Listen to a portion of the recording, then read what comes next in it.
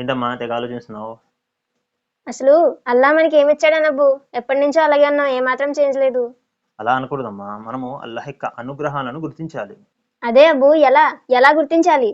ఎలా గుర్తించాలంటే, ఎప్పుడైతే మనం సొంత ఇంట్లో ఉండి అవతలి వారి 5 అంతస్తుల మేడ చూసి మనం అసూయ చెందకూడదు. మనకంటే తక్కువ స్థాయి ఉన్న వారిని చూడాలి. అంటే అద్దె ఇంట్లో గాని లేదా ఇల్లే లేని వారిని వైపు చూడాలి. అప్పుడు మనం సొంత ఇంట్లో ఉన్నాము, ఇది అల్లాహ్ యొక్క అనుగ్రహము, వారికి అది కూడా లేదు అన్న విషయం మనకు గుర్తిస్తుంది. అప్పుడు అల్లాహ్ మనకు ఏమిచ్చాడనేది మనకు తెలుస్తుంది. అదేవిధంగా బండి మీద వెళ్ళేటటువంటి వ్యక్తి కారు మీద వెళ్ళే వ్యక్తిని చూడకూడదు. అయ్యో నాకు ఈ కారు ఉంటే బాగుండును అని అనకూడదు.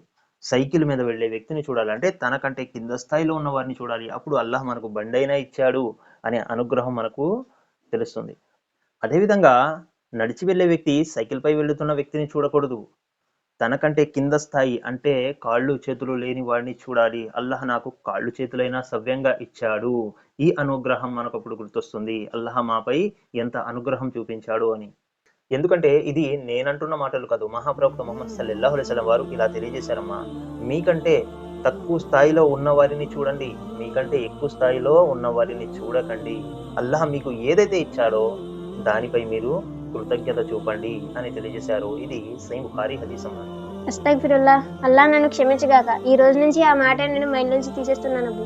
ఈ రోజు నుంచి అల్లా నాకు ఏవైతే ఇచ్చాడో దానిపై కృతజ్ఞత చూపుతాను అబ్బు, ఇన్షా అల్లా.